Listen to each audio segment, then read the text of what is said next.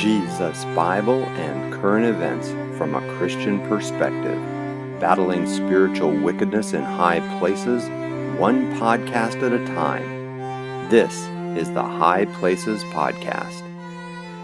Hello everyone, it's Jim again. Okay, let's just get right into it. This Colorado school shooting. So many things to say, but a couple things right away. So did you notice, first of all, I'll start with the lesser important thing, relatively speaking. There was a vigil held like the day after the shooting.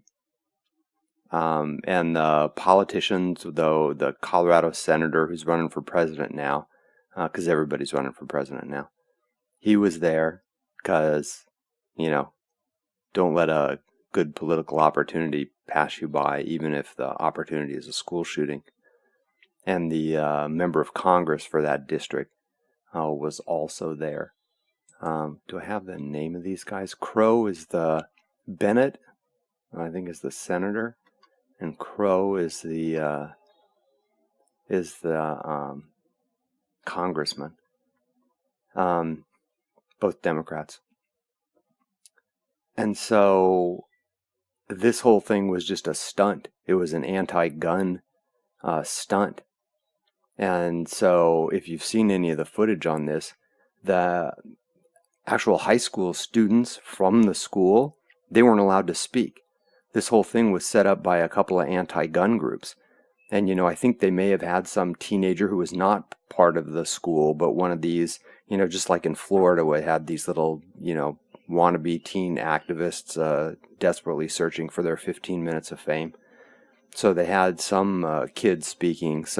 And then they had, all these other kids in the stands and all that. And of course the STEM students, because they want the visual. They want it to make it look like, all these teenagers are calling for gun control and tighter gun laws and all this other stuff. But all during these speeches, during the politicians' speeches, the kids from the actual high school were, yelling things out that this isn't about gun control, and that they wanted to speak and they hadn't been allowed to speak. And so they walked out because these politicians and all these people kept giving all these, canned, you need more than prayers and blah, blah, blah, you kids demand action, blah, blah, blah. So, putting words in their mouth and doing all this other stuff. And so the kids walked out. And, they're saying, hey, this isn't about guns. And they were chanting mental health. They wanted, things to be done about that. And so, so the kids finally came back in, and got to speak because the politicians realized that, they had miscalculated, and their staged event that was supposed to, virtue signal, had backfired, and they were going to look like villains. So they brought these kids back in, and the kids spoke, and they're like, you know what, we weren't allowed to say what this is really about, and this was just a stunt. They said they didn't want their friend who had been killed, Kendrick Castillo, they didn't want him to be used as a prop for these gun control nuts. And, they said this was just a political stunt.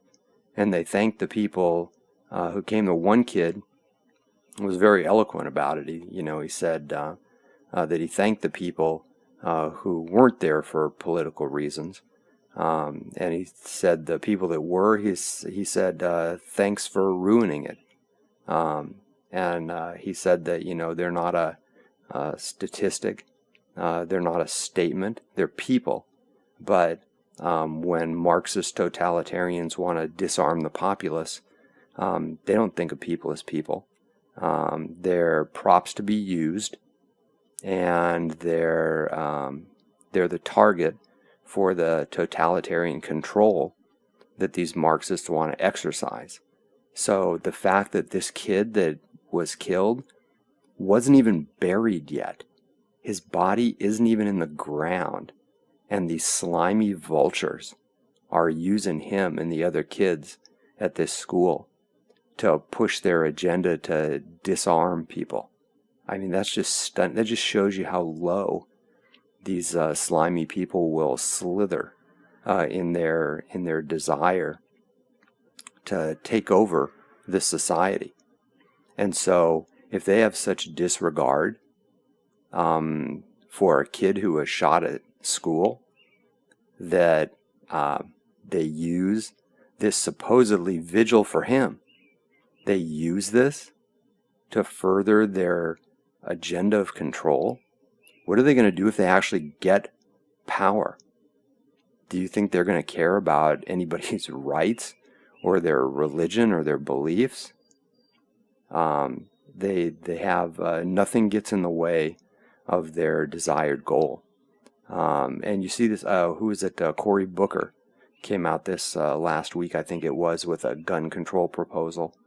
And not only does he want this to be handled at the federal level, so if you want a gun, you have to apply to the federal government to get licensed, I think to get fingerprinted, and here is the really scary one. You have to be interviewed by the FBI. So, I mean, think about that. First of all, what's the backlog going to be? Anybody that wants to buy a gun has to wait for the FBI to interview them. And talk about something that's completely subjective. So what's the criteria for this interview? So if the FBI decides that they don't want you to have a gun, you don't get a gun? I mean, imagine, so you're talking about constitutionally protected rights. Imagine if the current administration, for example, decided to interview news outlets to decide which of them deserve to exercise their First Amendment right to freedom of the press. Do you think the New York Times or CNN or MSNBC would have a problem with that? But you have a sitting senator who is proposing that the federal government decides in an interview with you who gets to exercise their constitutional Second Amendment rights.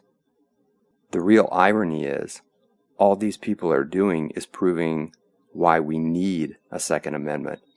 This is why the people need to be armed, because if they're not, the government will do anything it can to take control, because power tends to centralize.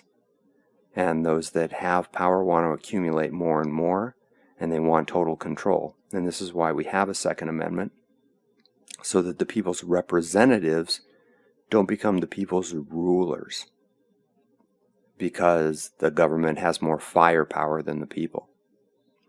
So just to set the record straight, I do not own a gun. I don't have much of an interest in owning a gun, although when I hear stories like this, it makes me want to go out and get one, just while I still can. But I don't own a gun, but I believe people should own guns for the reasons I stated. So I don't have a problem with anyone who wants to own a gun. And I think people should have at least as good a firepower as the government. Otherwise, the government will feel tempted to take away people's rights or determine who in the society has those rights. And since our rights are God-given and not government-given, especially when you have a bunch of anti-God people in the government. So that's an angle with all this. But the more important one, I don't know if you noticed this, and I had to actually do some searching on this, but when this story first broke, I went to the local Denver news outlets, Denver Post and one of the television channels, their news channels, to read about the story. And so you read about this kid, the 18-year-old in particular. He had the thing on his car where he had like a profanity on his car, but he had a pentagram with 666 spray painted on the hood of his car. And I'm like, huh. And then you read a little more, and you find out he'd posted anti-Christian rants. And he's a registered Democrat too. I bet that's, here nor there. The interesting thing is, when I went to look at like major news outlets, they didn't have any of those details. CNN, CBS, NBC, ABC. I actually checked. I went to these websites and I looked at their stories, and as I kept reading, I noticed that detail was left out, the thing about the pentagram and the 666 and the anti-Christian rants. They weren't in any of the stories. I'm like, huh, I wonder if they just missed it. And so I'd go to another outlet, New York Times. Nope, not there either. How about Washington Post? Nope, not there. And so I did searches on their websites looking for this, the name of the guy who's Devon Erickson, and pentagram. And I did searches. Nothing. It wasn't there on any of these websites. I think the oldest story they had, or most recent story, was about some guy who had carved a pentagram into his kid's back or something like that. And of course they tied that to, the Bible. So isn't it interesting? Again, this doesn't fit the narrative, right? And so it gets suppressed. And so I don't know if all these outlets coordinated it. I don't know that they're that smart. But it's even more eerie if they didn't, because that means they're all playing from the same narrative. They're all running from the same script. And so they are purposely suppressing this stuff. Or are we really to believe that the local Denver news media are better journalists than people at the New York Times? And I checked like a day after that. I even checked this morning. They're not on these major news outlets. They are purposely suppressing this information. I mean, that's really something to me. Creepy. This is like Pravda during the Soviet Union. And so, so this is straight out of Marxism, right? Marx wrote there are three groups. There are the oppressed, there are the allies of the oppressed, and then there are the oppressors. So either you're an oppressed group, or if you're not an oppressed group, then you're an ally. If you're not an ally of an oppressed group, then by default there's only one thing left for you to be, and that's an oppressor. And that's the narrative, that Christians are oppressors, that Christians are distinctly not the oppressed, even though Christians are the number one persecuted group on this planet. Even the British Foreign Secretary, I think a week ago, after investigations and things they had done, he said that the persecution of Christians around the world is bordering on genocide, which I was stunned to hear anyone from the UK government say anything like that. But when it gets so bad that they can't even ignore it, that tells you how bad it is. And yet, you don't see that. Did you hear anything about anybody denouncing Satanism this past week? I mean, or criticize this guy for his anti-Christian rants. I went to this guy's, his Facebook page was still up after this shooting. And so where is the outcry in that? And so he was defending homosexuality. I don't know if he is a homosexual or not, but the other shooter is transsexual. She thinks she's a boy. And so where is this? Where is, people, whenever there are any sort of shootings or anything, people can't wait to tie this to Christians somehow, or conservatives or something. Even this thing in New Zealand, they tried to, tie to the president because some guy said something. It's like, okay, people say all sorts of things. But why wasn't that happening here? How come nobody's talking about the pervasive anti-Christian attitude among the LGBT community. So it's funny that you've had all this LGBT stuff pushed in the schools under the guise of anti-bullying programs, because again, they're supposed to be the oppressed group. Well, in this case, at least one of them was the oppressor.